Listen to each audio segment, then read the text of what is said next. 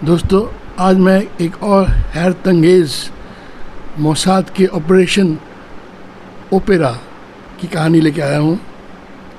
ये कहानी है इराक के न्यूक्लियर प्लांट के ऊपर बॉम्बिंग की, जो घटना घटी थी 7 जून 1981 में। ये दुनिया में ये पहला बॉम्बिंग केस है न्यूक्लियर प्लांट के ऊपर, जो इज़राइल के मोसाद एजेंसी, मोसाद है secret agency like ISI raw में, उन्होंने अंजाम दिया था 1981 में, क्योंकि इज़राइल नहीं चाहता था कि इराक के पास न्यूक्लियर बम हो। एक और बात है, ये जो US इराक की जंग हुई थी, ये जंग, ये भी कहा जाता है कि ये जंग इतनी जल्दी ख़त्म नहीं होती अगर इराक के पास न्यूक्लियर बम होता, यानी एटमी बम। तो दोस्तों, पहले इराक को इराक ने तय किया था कि उनको जैसे न्यूक्लियर बम की होड़ लगी हुई थी कि इराक को भी न्यूक्लियर पावर, एटमी पावर बनना है। तो इन्होंने तय किया 60s में, ये तय किया था, लेकिन कोई खास कामयाबी मिली नहीं। फिर 68 में जब सद्दाम हुसैन उनका ज़माना आया, तो उन्होंने तय किया कि यह इसको बनाना ही है। तब उन्होंने फ्रांस के साथ उन्होंने संपर्क किया, और काफ़ी फ्रांस से पहले से ही ये लोग इराक आर्म्स यानी हथियार खरीद, उसका कस्टमर था, खरीदता था, उसके साथ उसका अच्छा ताल्लुक़ था। तो उसने फ्रांस से रिक्वेस्ट की और फ्रांस भी तैयार हो गया, क्योंकि उनको भी अपना बिज़नेस बढ़ाना है, उनके पास टेक्नोलॉजी है, टेक्नोलॉजी देने से फ्रांस को भी फ़ायदा है। तो इराक पहले तय हुआ कि पहले दिन से तय हो गया कि जैसे ये बम्बिंग है, जो एक टीम बनी पहले कि न्यूक्लियर के रिएक्टर के ऊपर, उनको मालूम था कि इराक बना रहा है रिएक्टर फ्रांस की मदद से। तो पहले दिन 2 बातें कही गई। एक, अगर ये ऑपरेशन अगर फेल होता है तो सब बर्बाद हो जाओगे। दूसरी बात, अगर जाने की प्लानिंग पूरी है लेकिन वापस आने की प्लानिंग कोई तय नहीं है, इसकी कोई गारंटी नहीं है वापस आओगे। तो मोसाद के 8 पायलट जो इन्होंने कहा कि जाबाज बहादुर पायलट, इन्होंने कबूल किया कि ठीक है, हम मंजूर है, हम इस ऑपरेशन के साथ शामिल होना चाहते हैं। तो कई सालों की प्लानिंग के बाद तो इराक से करीब 17 किलोमीटर के दूर इनके न्यूक्लियर प्लांट बन रहा था फ्रांस की मदद से, और मोसाद और US इजरायली एयरफोर्स इनसे 8 और 16 पायलट इनको चुना गया। और इराक पहले से ईरान और इराक में पहले से जंग हो चुकी थी। इराक से इज़राइल का भी रिश्ता ख़राब था। तो इज़राइल नहीं चाहता था कि इराक के पास एटमिक ताकत, क्योंकि फिर ये जंग चलती रहेगी। और इज़राइल एक छोटा मुल्क है, चारों तरफ घिरे हुए अरब नेशन से, अरब देश से, तो वो नहीं चाहता था कि उसके पास न्यूक्लियर पावर हो। तो जैसे 68 में बाथ पार्टी आई इराक में, तब इसका जोर पकड़ा न्यूक्लियर प्लांट का, और तब इराक ने क्या कहा कि उन्होंने इज़राइल से कहा कि, फ्रांस से कहा कि हम एटमी पावर नहीं बनाएंगे, आप हमको न्यूक्लियर टेक्नोलॉजी दीजिए, और ये अमन के लिए, यानी कि सिविल पर्पस के लिए उन्होंने कबूल किया कि सिविल पर्पस के लिए ही ये एटॉमिक पावर का इस्तेमाल किया जाएगा सिविल, मेडिसिन, पीसफुल पर्पस के लिए। फिर और फिर इराक के फ्रांस के साथ इनका ताल्लुक़, फिर ईरान ने काफ़ी कोशिश की यूएस से, यूएसए और बाकी मुल्क से, इटली सबसे बात, फ्रांस, इनसे डिस्कस की कि इनको एटॉमिक पावर मत बनाइए, लेकिन फ्रांस माना नहीं। उन्होंने कहा कि ये हमारे अच्छे कस्टमर है, ये इराक, फ़िलिस्तीन और आर्म्स के कस्टमर है और ये न्यूक्लियर पावर बनना चाहते हैं, हमारे पास टेक्नोलॉजी भी है, हम कैसे मना कर सकते हैं। तो तय हो गया। तो तब इन्होंने पूरी कोशिश कर ली इज़राइल ने कि उनको रोकने के लिए डिप्लोमेटिक लेवल में, लेकिन कोई इनका सारी कोशिशें, तमाम कोशिशें नाकाम रही। तब इज़राइल ने तय किया, मोसाद और इज़राइल की सरकार ने, कि हम अपनी ओर से अपने लेवल पे इसको रोकने की कोशिश करेंगे। तो मीटिंग हुई मोसाद और सरकारी लेवल पे। तो मीटिंग में ये तय हुआ कि ये एक ही चारा है कि इसके प्लांट के ऊपर बॉम्बिंग किया जाए, बॉम्बिंग के ज़रिए।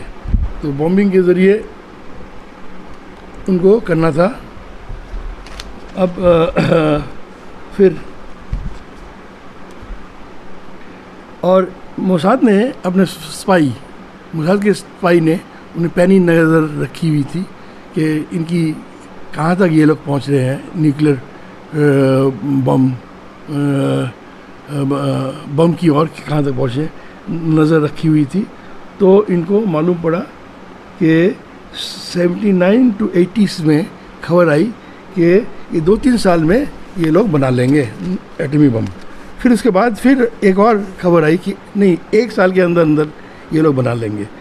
फिर एक और खबर आई कि 1981 जुलाई में करीब 90 kg प्लूटोनियम और यूरेनियम के खेप आने वाला, कंसाइनमेंट आने वाला है, जिससे न्यूक्लियर प्लांट में जिसकी ज़रूरत पड़ती है फ्यूल, न्यूक्लियर फ्यूल, और ये आने के बाद ही चालू हो जाता है। उससे उसके साथ बनाते हैं इलेक्ट्रिसिटी, उसके साथ ये लोग और भी तरीका है, उससे एटॉमिक बम भी बना सकते हैं। तो इसके ऊपर नज़र थी, इनको मालूम पड़ा। तो फिर इटली, फ्रांस और सब ने सबको कह दिया कि भाई देख लो ये बनने वाला, ये बैंडिंग और बनने वाला है आप लोग को, लेकिन किसी ने उनकी मदद नहीं की। फिर सरकार और मोसाद की मीटिंग हुई। फिर उन्होंने कहा कि अगर बॉम्बिंग करेंगे, अगर और बॉम्बिंग में अगर कोई अगर नाकाम हो गया तो पूरी दुनिया उनके खिलाफ आ जाएगी और यूएसए, अमेरिका ये भी इनके इज़राइल के खिलाफ हो जाएंगे ये सब लोग। अब पहले इनके प्राइम मिनिस्टर जो थे इज़राइल के, मेनाकेम बेगिन, इन्होंने तय किया कि इनकी बॉम्बिंग करना है और इसका नाम दिया गया है एमुनिशन हिल। लेकिन अपोजिशन में की पार्टी ने, उनको इससे एतराज़ था, ये लोग फेवर में नहीं थे क्योंकि इससे ख़तरा बहुत था, फ़ायदे से ख़तरा बहुत था। फिर Menachem begin prime minister Israel, ने कहा ठीक है हम इसको अमेंडन करते हैं, लेकिन वो समझाने के लिए लेकिन ऑपरेशन टाला नहीं गया था, ऑपरेशन जारी था सीक्रेटली। इसी दौरान इज़राइल को F-16 जेट, फाइटर जेट मिले प्लेन अमेरिका से। अब ये तय हुआ कि इज़राइल से इराक की दूरी है 2000 किलोमीटर, यहाँ से जाना है, लेकिन इस फाइटर F-16 में इतना फ्यूल नहीं है कि ये लोग वापस आ सके। अगर और तय समय में 6-7 घंटे के अंदर अगर वापस नहीं आए तो क्रैश हो जाएगा। ये रिस्क था। और एक और रिस्क की बात कही गई कि ये जाने के लिए पहले सऊदी अरबिया फिर जॉर्डन इनके एयर स्पेस से जाना पड़ेगा।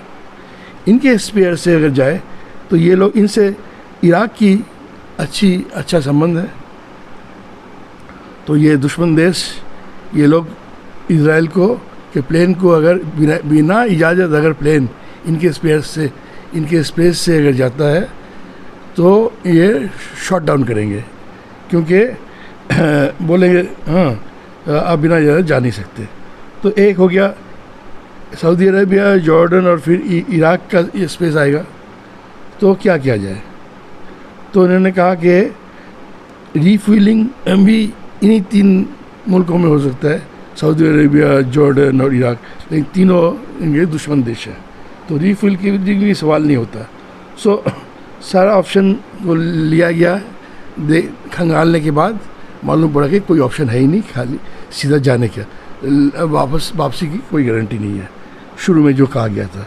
तो F-16 को बम से लोड करना है और ये सब एडजस्टमेंट होता है, फ्यूल का एडजस्टमेंट, बम होने से फ्यूल भी थोड़ा कम होता है, ये सब एडजस्टमेंट मैक्सिमम फ्यूल लेके, और ये तय हुआ कि 8 F-16 फाइटर प्लेन जाएगा उनके हमला के लिए, उसके साथ सपोर्ट के लिए 8 F-50 फाइटर प्लेन इनकी सपोर्ट में इसके साथ जाएगा, और 8 2 बम गिरा के आ जाएंगे। ये तय हुआ।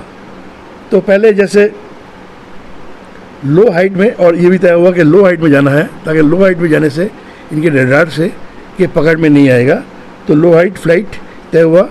तो पहले जैसे, और हाँ, अब रिएक्टर का ऑपरेशन का नाम मेना किम बेगिन ने चेंज कर दिया था, क्योंकि एम्यूनिशन हिल सबको मालूम था, तो इसका नाम हुआ ऑपरेशन ओपेरा। ये कंप्यूटर के ज़रिए निकाला गया था। और फिर इस रिएक्टर का नाम था ओसी इराक, ये फ्रेंच नेम, और बाद में इसका ये इराकी नाम था तमस। तमस एक इस्लामी कैलेंडर में एक मंथ का नाम है। तो ये मालूम पड़ा कि 31 जुलाई 1981 में ये रिएक्टर हॉट हो जाएगा। हॉट मतलब एक्टिव। हॉट के दौरान अगर बॉम्बिंग होता है तो न्यूक्लियर रेडिएशन फैलेगा चारों तरफ और हज़ारों सैकड़ों लोग मारे जाएंगे। तो जो भी करना है हॉट होने से पहले, तो 31 जुलाई से पहले करना है, हॉट होने से पहले, और अटैक और जब ऑपरेशन में नहीं है तभी करना है। और एक और बात का ध्यान रखा गया कि किस रोज़, तो देखा गया कि फ्राइडे, सैटरडे और संडे, ये 3 दिन है। फ्राइडे सैटरडे ये लोग छुट्टी में होते हैं, ये लोकल लोग, इस्लामिक इराकी लोग, और संडे को जो टेक्नीशियन और इंजीनियर जो होते हैं उस प्लांट में फ्रांस के, ये लोग होते नहीं हैं। तो दिन तय हुआ, ये के संडे को का दिन तय हुआ, माकूल दिन था संडे, 7 जून 1981 ये तय हुआ। तो 8 प्लेन उड़ान भरती है। नाविक एयरफोर्स एयरबेस से इजराइल के 3:55 में सऊदी प्लेन रूट तय हो जाता है। सऊदी स्पेस पहले एंटर करते हैं ये लोग, और सऊदी स्पेस में एक जगह जाके ATC से कांटेक्ट होता है। ATC को चकमा देने के लिए ये लोग, इनको पहले से ट्रेनिंग हुई थी, इनको अरबिक, हर जगह अरबिक की एक्सेंट भी अलग है, तलफ़ुज़ अलग होता है। तो उस तरह से ट्रेनिंग था। उन्होंने कहा कि हम जॉर्डन, जैसे इराकी सऊदी स्पेस में जाके हम जॉर्डन से है, हम फाइटर प्लेन, हम लोग रास्ता भटक गए हैं, तो let us go back to Jordan. तो किसी तरह कन्विंस हो गया ATC, और उन्होंने कुछ कहा नहीं उनको, वो ये लोग चल पड़े, वहाँ से आगे चले। फिर जॉर्डन में जैसे पहुँचे, जॉर्डन में जाके इन्होंने उनको चकमा देने के लिए कहा कि हम लोग सऊदी अरेबिया से, let us go back to Saudi Arabia, उनकी लहजे में बात किया। अरबिक उनकी तलफ़ुज़ में। एट 2 प्लेसेस, 2 जगह में इनको पकड़ा गया था। फिर इन्होंने हाइट और कम कर दी और फिर एक जगह गल्फ ऑफ अकाबिया, वहाँ से जैसे लो हाइट पे जैसे 6 फाइटर प्लेन जैसे जा रहे थे, तो वहाँ पे किंग हुसैन ऑफ जॉर्डन वो छुट्टी मना रहे थे अपने याच में। तो वहाँ पे गल्फ ऑफ अरेबिया उन्होंने देखा कि उनको तो मालूम पड़ गया फटाक से कि ये लोग जा रहे हैं इराक की तरफ, और ये प्लेन तो ये तो बम्बिंग के लिए जा रहे हैं। उनको मालूम था पहले से इज़राइल बॉम्बिंग करना चाहता है उनके न्यूक्लियर प्लांट में, तो उन्होंने फ़ौरन खबर कर दी। लेकिन इज़राइली ने हालांकि इज़राइली एजेंसी ने कबूल किया था, इन्होंने ये ध्यान में नहीं दिया था कि यहाँ पे किंग हुसैन छुट्टी पे है वहाँ पे गल्फ ऑफ अकाबिया में। लेकिन उन्होंने एक काम किया था, वो पूरा कम्युनिकेशन सिस्टम को जाम कर दिया था। जाम करने के बाद तो किंग हुसैन ने खबर आगे नहीं बढ़ा पाए। तो 3:55 में उड़ान भरती है वहाँ से इज़राइल से, और 6:35 में वो लोग पहुँच जाते हैं। और हर प्लेन को खबर थी कि हर प्लेन एक स्विच दबाएंगे और 2 बम, एक स्विच से 2 बम, एक 5-5 सेकंड के बाद। तो 16 प्लेन से 8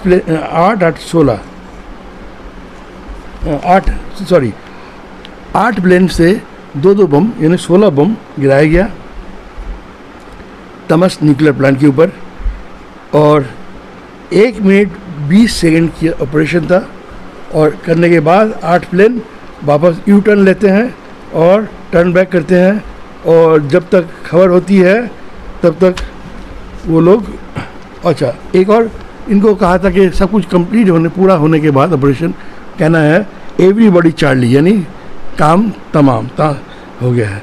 7 प्लेन से जवाब आ गया, लेकिन एक का नहीं आया, यान रेमन का जवाब नहीं आया, लेकिन थोड़ी देर बाद आ गया था। और ये यान रेमन की बात करते हैं, ये इज़राइली फर्स्ट एस्ट्रोनॉट है जो कोलंबिया शटल में एस्ट्रोनॉट वो गया था, और 2003 कोलंबिया क्रैश में उसकी मौत हो गई थी। जाबाज यान रेमन जो जिसने ऑपरेशन ओपेरा में हिस्सा लिया था। तो ये पूरा ऑपरेशन करके ये लोग वापस आ गए, और इनकी किस्मत अच्छी थी कि किसी ने पीछा नहीं किया इनको। पीछा करते तो रास्ता भटक सकता था, फ्यूल ख़त्म होने से क्रैश हो सकता था, F-16 एंड F-50 का क्रैश हो सकता था। तो ये 6 घंटे का ऑपरेशन कामयाब हो गया। और फिर इसके बाद खबर आई फ्रांस और USA से खबर आई कि पूरी तरह तबाह हो गया है न्यूक्लियर प्लांट इराक का। और फिर